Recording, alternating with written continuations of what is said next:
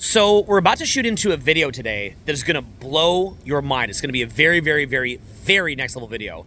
And inside this video, you're going to be reaching new heights in your personal growth. That being said, I'm also actually out here in Boston right now. I love being in Boston. And the reason I'm out here is to run a completely free event. I'm out here right now. So if you're seeing this, I am out here right now.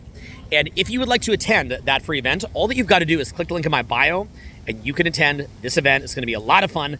Click the link below and you will be coming to this incredible event or the next event in Washington, D.C. We'll be meeting in person and going very, very deep on how to make cash, get spiritually tapped in, and get amazing social results. I'll be seeing you in person, looking forward to shaking your hand, and looking forward to help you build an incredible networking group of like-minded individuals and blowing your mind with an incredible exchange of energy at this event here in Boston. In the meantime, click that link, and let's go into today's video. Let's go. So what we're going to shoot into today is the idea that, first of all, you've got to be somebody who is self-fulfilled and has self-love. But second of all, once you get there, you have to actually create boundaries around people who don't. And in saying this, I'm going to be very, very harsh. Somebody who doesn't love themselves and somebody who isn't self-fulfilled cannot love you and cannot be your friend. This is one of the harshest lessons that's taken me probably 20 years and a lot of shock and pain, even for myself, to fully understand. If you are in a romantic relationship with somebody who's not self-fulfilled, a friendship with somebody who's not self-fulfilled, a business relationship, or have an employee that's not self-fulfilled, they do not love you, I sort of say it, and they cannot be your real friend. Why do I say this? Because it sounds harsh, right? You know, to say that somebody doesn't have the capacity for love, that's a pretty harsh statement. Sounds a little bit jaded. But at 43 years old, most of the conclusions that I've come to in life are generally pretty positive conclusions. Like, I find ways to reframe things to be for the positive. But at the same time, what I found is that tendency to reframe things in a positive light can really, really come back to bite you in the butt. It can make major, major problems. A simple way of looking at it is, if you're sitting there and you haven't eaten, say in a month, you're on a water fast, and then somebody's sitting there eating a nice steak, and they're like, let's talk about our thoughts and feelings. And then you're saying, hey, could I have a bite of steak? And they're like, well, I'll tell you what, if you can act normal in front of me, maybe I'll give you some of my steak, but don't be like weird. And you're like, I need steak. Well, obviously, when you haven't had steak or any food in a month, let's say you had to only drink water, you can't have a real friendship with that person. Likewise, let's say that you're somebody who has nobody that you're dating, nobody you're having any kind of physical intimacy with, and you're around somebody who's very physically attractive. Can you really be their friend, honestly, when you're completely, utterly lonely, when you haven't had any kind of physical touch in a long time? It's very, very hard, right? I tell many of my female friends, if you have a male friend that's gay, if you have a male friend who has a lot of success in dating to the point that he doesn't need you, or maybe if you have a male friend that just truly, truly has accepted their low status to the point that they would never have any hope whatsoever because they're so beaten down by life, maybe that could be your friend. I've got a lot of female friends because I've worked on dating for 20 years. So for me, it's not a big deal. Usually I'm kind of spent. I don't have anything to spare. Many of my gay friends have great female friends. But if you're somebody who hasn't had a lot of physical touch and you're friends with somebody who's attractive, of course you're not their friend. Of course you don't love them. So in understanding this, understand if you're an employer and you have an employee, are they really capable of being your friend? If you're somebody who is emotionally centered and you're around somebody who's not, can they really love you? If you're somebody who is emotionally centered and love yourself and you're dating somebody who just looks to you for validation all the time and is always in your frame and is just sitting there waiting for you to get back to them, you know, in every moment of their life, they're just waiting for your attention and hoping not to be abandoned. Can they really love you? The answer is most likely no. Things like art, things like real friendship, things like love are higher order paradigms that require the person's, you know, you might call it Maslow's hierarchy of needs or whatever you want to call it. It requires those things to be handled before somebody can truly love, before somebody can be truly your friend. So what I'm going to share in this video is personal shocking stories that I've been through, things that blew my mind, things where I just didn't see anything coming. And I'm going to do so from the perspective of, first of all, showing you why, if you're somebody who's not self-fulfilled, you've got to get this handled, and why people that are self-fulfilled might have a boundary towards you. But second of all, why, if you're somebody who is self-fulfilled, you've got to have a boundary and maybe choose a part of yourself, sort of a specific percentage of your time as a charity to help people that are suffering. That's called giving, and to give freely. But at the same time, also not to put yourself in a weird situation. We're actually just shooting off the coast of Cape Cod right now, headed to Nantucket. It's my first time. I'm excited about it, and let's go.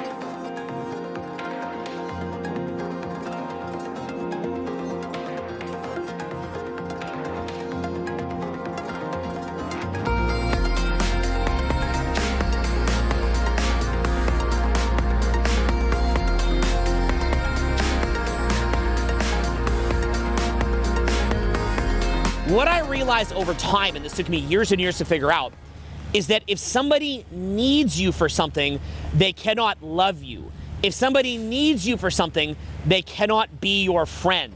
If somebody doesn't have self-love, if somebody is empty inside, if somebody is broke, if somebody is struggling and someone needs you, they cannot be your friend, because in the same way that if you're starving, it's hard to write poetry. If in the same way that if you haven't slept, it's hard to go shoot a video like this. In the same way that if you're flat broke, you know, you hang out with a bunch of rich people, you feel bitter, you feel angry. Why is that?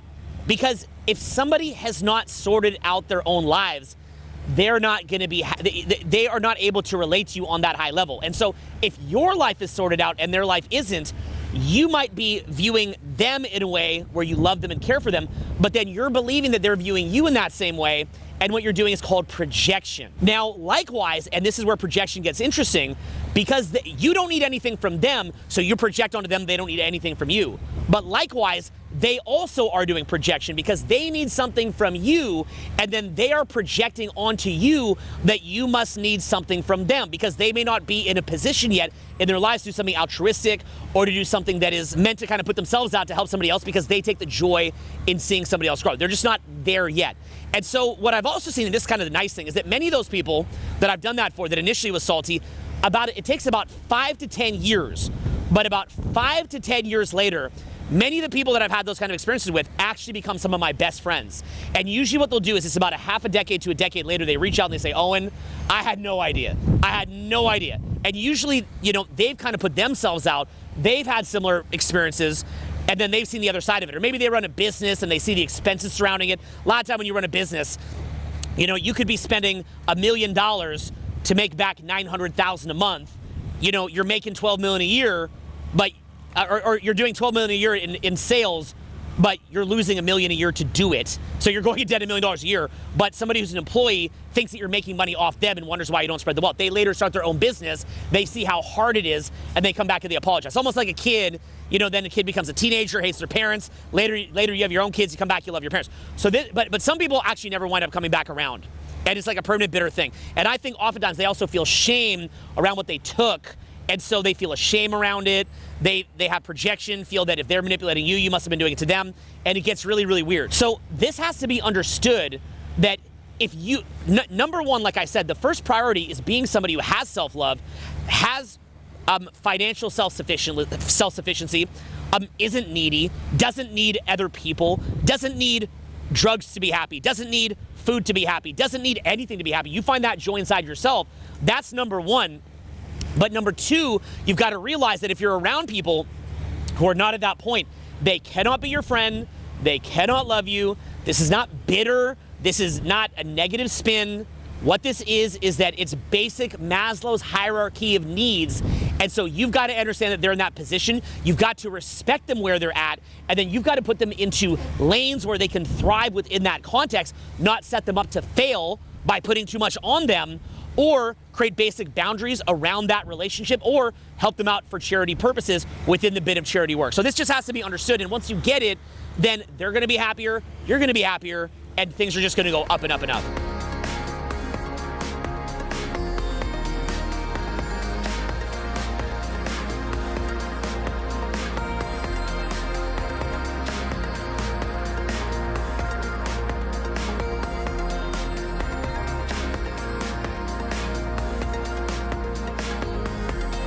So I was talking to a famous buddy of mine about this, and this guy who you actually know, I promise you, he recently got cheated on. And what happened is he's a guy who has a very, very strong frame, and his girlfriend is also a little bit famous. And what wound up happening was she had cheated on him, and like half a year later, the guy reached out and kind of ratted her out for cheating. And he was shocked by this. He was like, how could this happen? And I said, you know what? I feel like what happens is that when you have a very, very strong frame and you're somebody who's not very needy, you can pull people into your world. You can pull people into your gravitational field, which generally speaking is a good thing, right? That's a very attractive quality. So you might call that you're being very masculine. Let's say that you're dating someone who you might think of as feminine. That's generally viewed as a good thing. But I think what can happen is that sometimes in personal growth circles, what we think of as feminine, like somebody willing to adopt your frame, could actually be somebody who might lack in self-love or might be needy or might be a little bit empty inside. And so you're thinking of it as very, very feminine, but it's actually somebody who is kind of living through your existence. Now, much like a kid, when a kid becomes a teenager, they have to kind of reject their parents. I believe that a lot of infidelity happens because if you're dating somebody who doesn't love themselves, at some point they will get to a level, especially if they're observing you, where they're going to start to want to love themselves. They're going to want to start to be in their own frame more, live in their own reality more, be a little bit more the main character in their own movie. So they're going to feel that. But the problem is, you're trying to help them to facilitate that within a context of your relationship, and you guys, being, say a power couple as an example. So my buddy and his girl, they were an absolute power couple, and they could have gone on to be the most incredible power couple you've ever seen. But unfortunately, sometimes for somebody who doesn't fully love themselves to move up, they might have to break away, but then it would almost be kind of cool if they broke away, dumped the guy, like say they dumped my buddy, and then just kind of did their own thing for a bit, and then built their own confidence. Like that might be something to be admired. But often what happens is that they're almost strong enough to break away, but they can't quite do it. So what they wind up doing is they wind up dating somebody else. They wind up cheating, and that's kind of the version of moving up. And they do this because they don't quite have the strength to go out on their own, but they still view it as strong to kind of break away from the person who they feel has been sucking them into their frame and manipulating them. And the manipulation belief is a projection because they're also the ones manipulating, trying to get that person's attention and trying to get that person's love because they lack love for themselves. So this is a pattern that we've seen. So my buddy was kind of shocked by this, and we were talking about it, and I said, listen, I think the reason this happened is because she's so deep in your frame that was her way of trying to break out, even though all that she's doing to break out is just hook up with somebody. Right? It's like, okay. So I had a similar experience to this. You might remember my old story about my girlfriend cheating on me with the manager of the Pita Pit back when I was in college. And it was the same kind of thing. What had happened was we had met, and then she wound up ditching her going to college to come with me to college, and then she had nothing really going on in her own life. And then she was working at the Pita Pit, and then she started dating the manager of the Pita Pit, and she really felt like she was finally moving up, kind of breaking out of following me. So in my mind, I was perceiving that relationship in my early 20s as having love, and I loved her and I believed that she loved me. And the reason that I believed that she loved me was because she was willing to do anything for me. She was willing to bend over backwards for me. So loyal, bend over backwards, do whatever it took to make sure that I'm happy. But what I didn't understand was that wasn't love, that was need. And the reason why, again, is because if you don't love yourself, and if you're not self-sufficient, and if you're not, and likewise, you could say the same thing about financial sufficiency, your basic needs aren't met, and something like genuine love is a higher order level of thinking. And so anytime that you're at that level, but somebody else isn't, they haven't cultivated that capacity yet. And I wound up seeing this same phenomenon in several of my relationships. Anytime that I kind of pulled somebody up and gave them more opportunities, was that they would kind of inevitably break out of that relationship in a way that I found to be very, very weird, because you'd get somebody who seemed so incredibly loyal and helpful, and then later they would break out of it and turn very, very nasty. So this was a pattern that I saw over a long time. And again, just to explain, somebody cannot love you if they don't love themselves. Somebody cannot be your friend if they're not friends themselves. If somebody is struggling financially and flat broke and you have a lot of money, they are not seeing it the same way that you're seeing it. And again, if you're somebody who likes to give, you are projecting what you have going on in your head into their head. You're seeing it completely differently. And so again, you've got to be aware of exactly what it is that you're dealing with.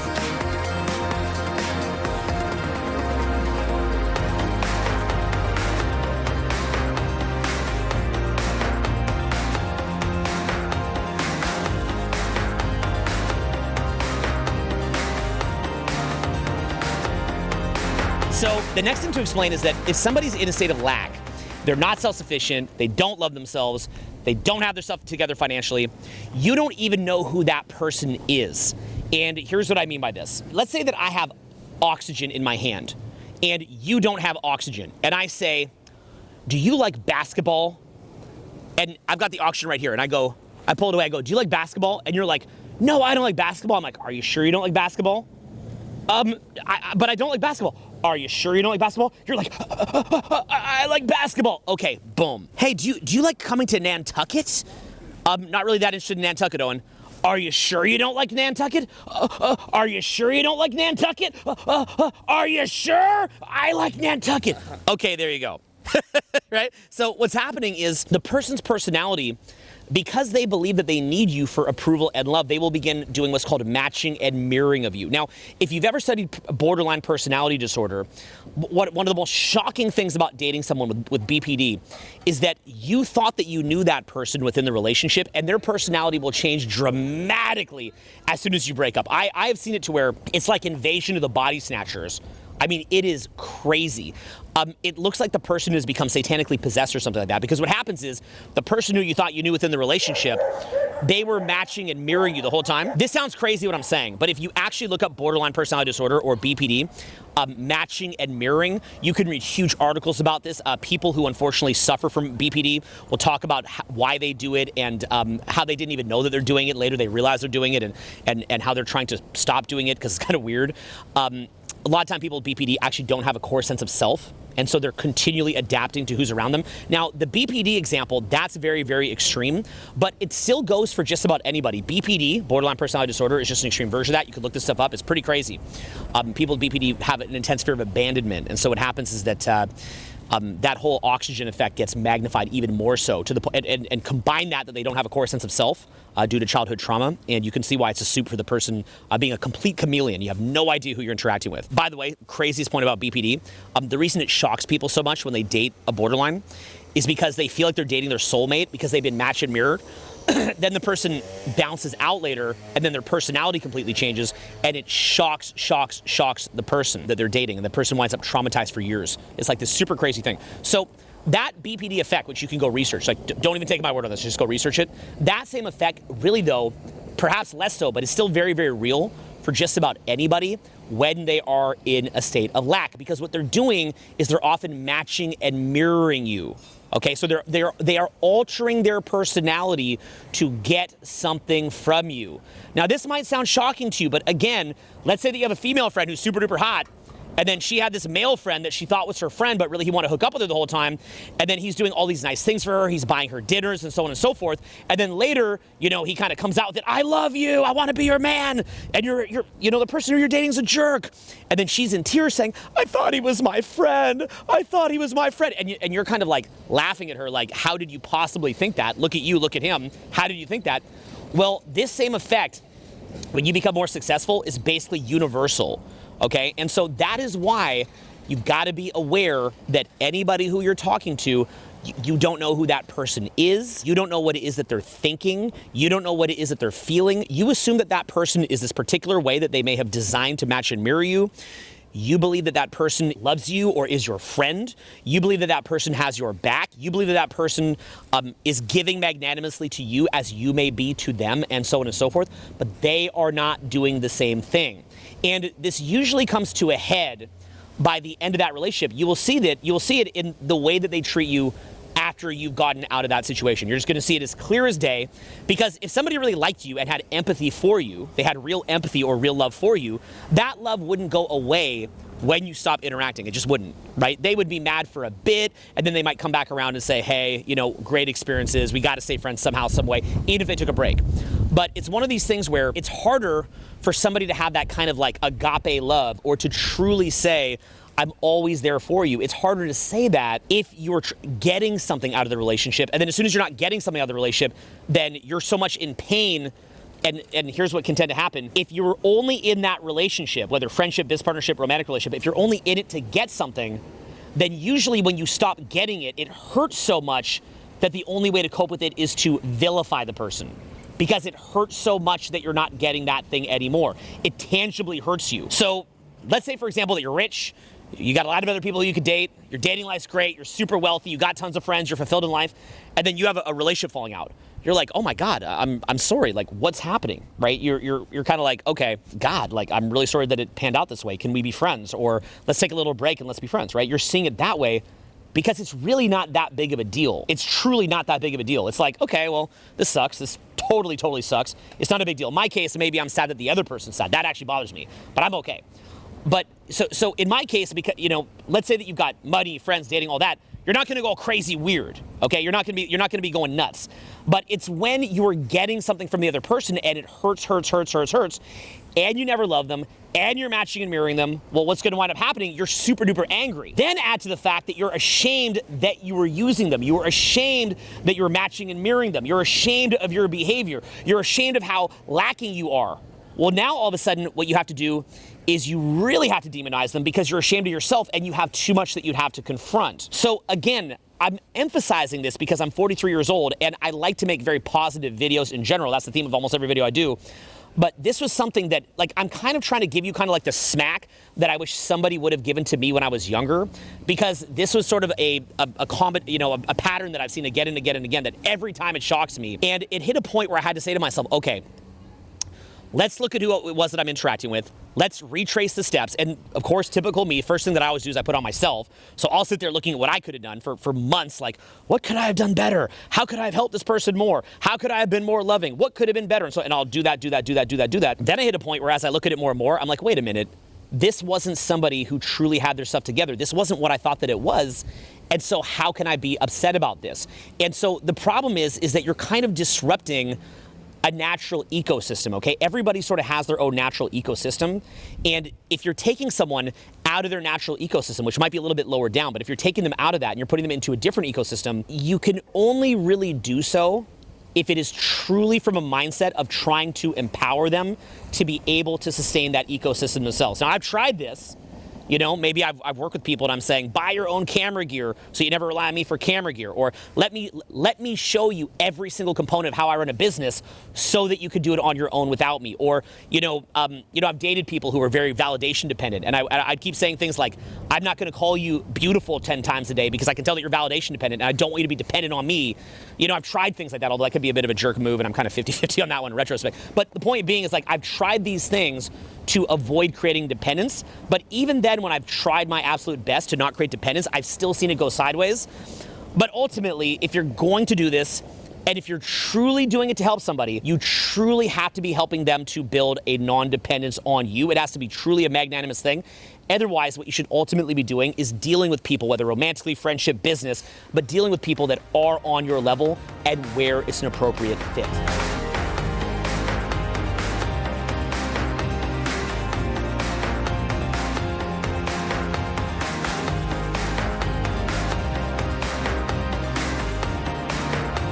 So next thing I understand is that dopamine is a hell of a drug.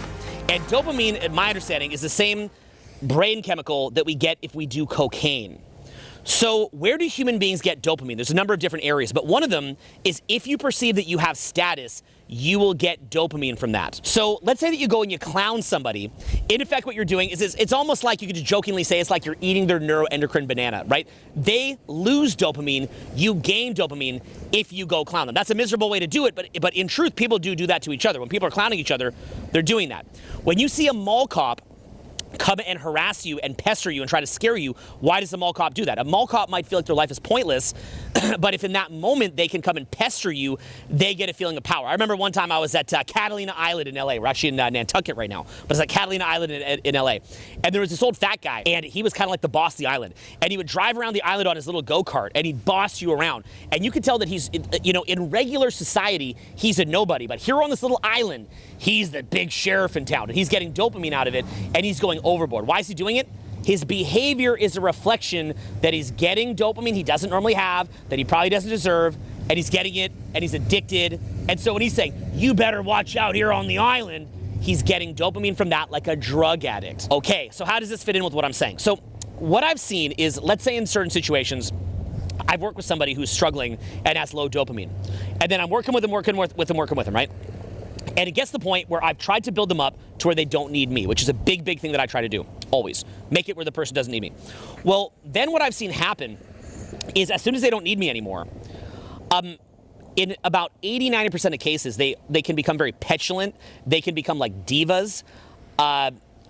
It's this sort of diva-like behavior of power tripping. Okay, and you'll see the person power tripping. Again, why does this happen? Because you've taken somebody who's not used to having dopamine, and then you're putting them in a position to get dopamine, and that becomes an addiction. And then once they start power tripping, unconsciously inside they know they're power tripping on you, and they know that you helped them, and then they feel bad about it. And because they feel shame about that and their dopamine isn't stable, they do something called projection. And so whatever manipulative or taker traits that they have, they're likely to project that onto you, because it would be too painful and too much of a dopamine loss, and their dopamine isn't stable, so they have to do that in order to justify the power tripping. So I've seen this for many years. It's a common thing. But at a certain point, you've got to ask yourself, didn't you really know they're going to do this? Okay, like, didn't you? It's painful to say it, but like, there's some people, when you see them, you know they're not going to litigate. You know they're not going to talk trash. You know they're not going to use projection on you. You know they're not going to ghost you. You know that if things go sideways, they're going to say, hey, it's all good. This was fun. I love you. Let's grab lunch sometimes. You know, it's not going to be this weird tension. So there's certain people where it's just predictable that they're going to run all over the internet and go crazy. There's certain people where it's just predictable that they're going to be pissed and whatever else, right? There's, you know, litigation is often abused by people that are just a total mess, and they wind up actually taking advantage of that system, okay? This is just something that happens a lot. That's why a lot of companies, they're so litigation fearful and concerned about being litigated against, because they know that people like that are abundant. So this makes it a little bit tricky, because you want to go out and you want to help people. You want to make a difference in the world. But if you're putting somebody who's not ready for that kind of success in that sort of position, these are the kind of things that I've noticed will happen recurrently. And if you see the kind of tone that most of my videos have, the tone is very, let's come together. It's meant to be uplifting. I don't look frustrated. I'm being very, very honest about my frustration.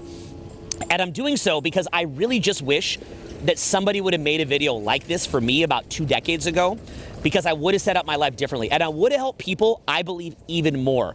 I believe I could have helped even more people had I had this basic level understanding. So in the next segment, here's what we're gonna do. We're gonna wrap by talking about what I would have done differently to help people, and what kind of boundaries you can put up, but also ways that you can actually help yourself to help more people. So if you're kind of Captain Sabo like me, like to help people, well, you can still do that, but you could do so at an even higher level.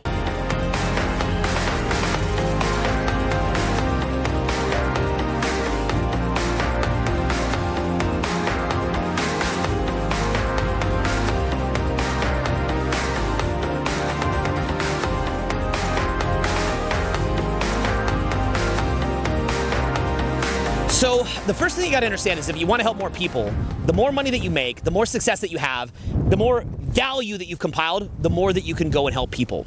So one of my business mentors, Eben Pagan, what he said was, if you're running a business, don't hire people for charity.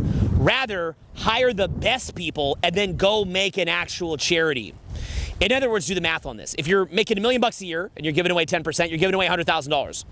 But if you're making $100 million a year and you're giving away 10%, you're giving away $10 million. So this is something that as you grow, if you're somebody who came from a rough spot, you are going to want to kind of hire your homies. You're going to want to bring people in who you believe are like you, who are going to take advantage of that opportunity, and they're going to work that opportunity, and they're going to be grateful for that opportunity. That's not likely to happen, because the people who actually do that are very, very rare. It is a lot more uncommon than you think. Do not project what you are onto other people. That is a rare quality. There's a reason why most people aren't that successful, and here's the big thing. If they want to be successful, they'd be successful. Like, a big one for me is, like, if the person didn't want to smoke weed, they wouldn't smoke weed. You don't need to save them. If they smoke weed, they like weed. If they're drunks, they like being drunks. If they're broke, they like being broke. Don't listen to that little voice that they say where they're like, I'd love to sober up. I like not smoking weed. I'd like to make more money. No, they wouldn't. If they liked it, they'd be doing it. They don't need you to do it. If they liked it, they'd be doing it. They don't need your opportunity, because there's enough opportunities in the world that if that's what they wanted to do, they'd already be doing it. So don't fool yourself. And here's where you're fooling yourself. 90% of people are basically run by the energetic, a combination of trauma and emotional addictions and dysfunction in the mind and so on and so forth. That's what's running them. And about 5% or 1% or 10%, I don't know what, is what they verbally say. I want to build a business. I want to be happy. I want to be rich. I want a good relationship. I don't want to smoke weed, whatever the case. Right? I helped a lot of people to get off weed. And so basically what you'll realize is that little voice that you're hearing is like this tiny little part of the brain, but if that was in them, they'd already be in a state of high momentum to go after it. So if you do want to pick somebody to help out, pick somebody who is, and let's say that they're not in a good position. Pick people who do love themselves, who are emotionally self-fulfilled, who are in a state of momentum to improve their finances, and so on and so forth. Those are the people that are more likely to be a star. And you've got to get very, very good at picking who that is, but largely try to even avoid that and instead just get around better people and then build, and then build an actual charity. Or go make videos like this type of video, but your own version of it, and your best version of it. Or create an entire organization that studies what someone in a low paradigm is thinking and doing, and then learns to meet them where they're at. Go do things like that. That is actually the best way to help people. Then from there, if you're helping somebody and you're just choosing to do so from the bottom of your heart, that's fine. I do continue to do that, but don't go overboard, because what happens for me is I get a high off of it. I get a high off of watching people grow. But the problem is that as you're getting a high off of it, what are you really doing? Well, in a way of looking, you're kind of exploiting them, because you're helping them and you think it's win-win, but you're still getting a high off of it. So that can also mess up your perception of if they're actually enjoying it, right? And that would be a correction on myself, where I'm watching them grow. I'm getting sort of a high off of helping, but that is coloring my perception of what it is that's occurring, okay? So instead, what I've learned is you've got to withdraw that and put that time into being around the right people. Look, just look at who it is that you're dealing with and say to yourself, would this person ever litigate? Would this person ever talk crap? Would this person ghost you? Would this person be bitter? Would this person power trip? Would this person become a diva? Or would this person just be a regular person? Like, do you realize how messed up somebody has to be to do those kinds of things? It's actually more messed up than you realize. Because I'd see people do that. I'm like, I don't know. I mean, maybe it's understandable. It's like, no, I'd never do that. And normal people don't do that. The problem is normal people is the minority. The majority of people struggle with laziness, struggle with motivation, struggle with self-hate, struggle with self-love, struggle with finance, and they're addicted. They are crack addicts on that. Crack addicts. So realize that that's the case and accept it, and then withdraw that energy, pull it back, and say to yourself, if I'm dealing with somebody, I should be able to clearly see those kinds of things are not going to happen. And again, like I said, every video that I do, I want to be very positive, but at a certain point, I just really, really wish that somebody would have just made like a very frustrated, honest video about this for me. And I feel like what happens is that when you're successful, I think a lot of people that are successful have had these kinds of experiences, but I think they don't make a video about it because it kind of makes them look dumb. And I think in this video, I wind up coming across poorly in it because I'm complaining. And one thing that you learn in life is to be successful, never ever complain. At the same time, I feel like if I don't make the video, what winds up happening is that you may go through a similar process of going up through your ascension and then wind up in the same boat.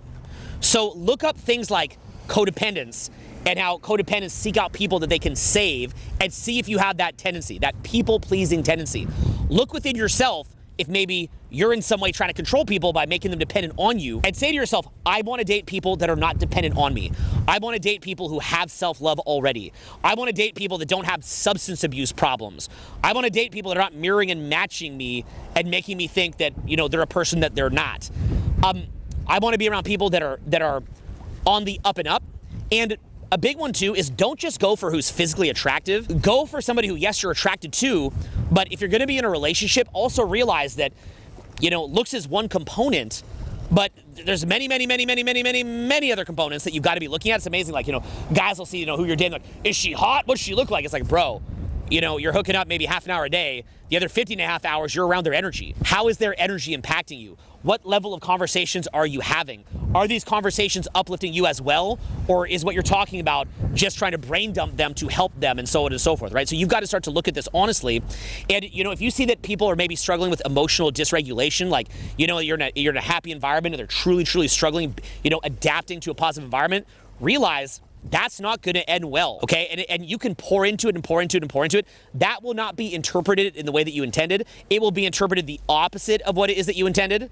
It will come out, it's not going to end well, and there's not going to be this big transformation that you're thinking, okay, in them. It's just going to be something that ends poorly, and something that leaves you flustered, and something that empties you out in a way that's not helping you. So if you're going to help somebody, truly do it from a place of charity with no expectations, just for the act of doing it itself. But generally speaking, what you want to do is get the best people around you. And if you can get the best people around you, build something bigger, and then you have more to give.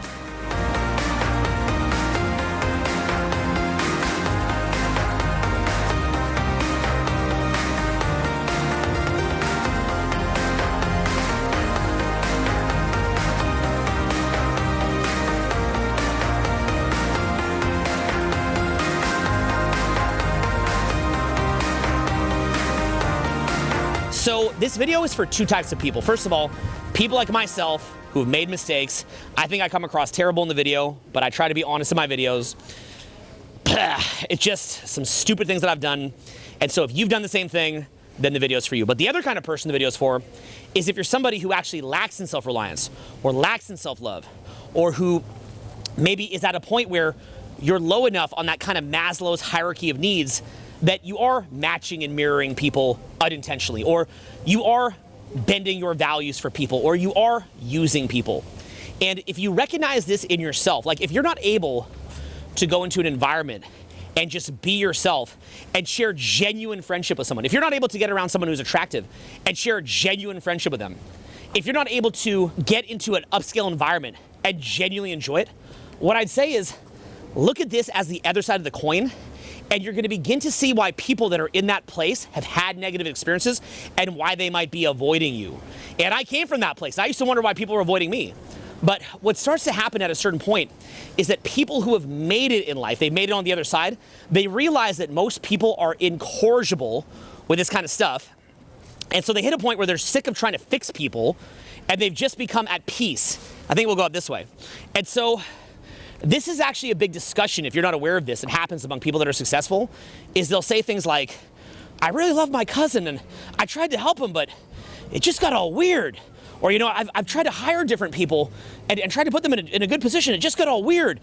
I want to help people, but how? It doesn't pan out, right? Kobe Bryant actually made a very, very famous article about this, about him making money in basketball and, you know, helping people.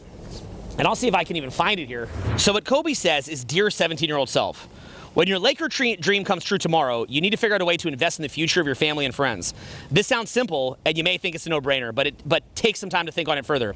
I said invest, I did not say give. Let me explain. Purely giving material things to your siblings and friends may appear to be the right decision. You love them, and they were always there for you growing up. So it's only right that they should share in your success and all that comes with it. So you buy them a car, a big house, pay all their bills. You want them to live a beautiful, comfortable life, right? But the day will come when you realize that as much as you believed you were doing the right thing, you're actually holding them back. You will come to understand that you were taking care of them because it made you feel good. It made you happy to see them smiling without a care in the world. And that was extremely selfish of you. While you were feeling satisfied with yourself, you were slowly eating away at their own dreams and their ambitions. You were adding material things to their lives, but subtracting the most precious gifts of all, independence and growth. Understand you are about to be the leader of the family, and this involves making tough choices, even if your siblings and friends do not understand them at the time. Invest in their future, don't just give. Use your success, wealth, and influence to put them in the best position to realize their own dreams and find their true purpose. Put them through school, set them up with job interviews, and help them become leaders in their own right. Hold them to the same level of hard work and dedication that it took you to get to where you are now and where you will eventually go. I'm writing to you now so that you can begin this process immediately, and so that you don't have to deal with the hurt and struggle of weaning them off of the addiction that you facilitated. That addiction only leads to anger, resentment, and jealousy from everybody involved, including yourself. As time goes on, you will see them grow independently and have their own ambitions and their own lives, and your relationship with all of them will be much better as a result. There's plenty more I could write to you, but at 17, I know you don't have the attention span to sit through 2,000 words. Next time I write to you, I may to touch on the most challenging aspects of mixing blood with business. The most important advice that I can give to you is make sure your parents remain parents and not managers. Before you sign that first contract, figure out the right budget for your parents, one that will allow them to live beautifully while also growing your business and setting up people for long-term success. That way your children's kids and their kids will be able to invest in their own futures when the time comes. Your life is about to change and things are about to come at you very fast. But just let that sink in a bit. When you lay down at night and after another 9-hour training day, trust me, setting things right from the beginning will avoid a ton of heartache and tears, and some of which remains to this day. Much love, Kobe. And Kobe's parents actually went and auctioned off his high school memorabilia to take the cash.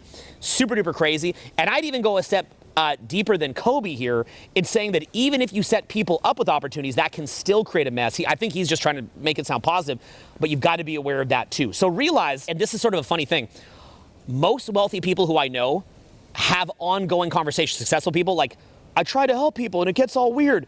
And then I even try to tell them that, but they don't listen to that either. And then it gets to the point where it becomes a sort of spiritual thing where it's like, you just got to let go. You just got to let go. You got to let people figure it out for themselves. You could help them so easy. You could shoot them up the board, pull them up the ladder so quick, but they got to figure it out for themselves. And that is why, if you ever wondered why a lot of successful people don't come down and pluck you up and help you, it is because that is proven to fail again and again and again and again. And so there has to be, for somebody to be successful, they have to want it for themselves. They've got to be in a state of self-generated momentum. You can't want it for them.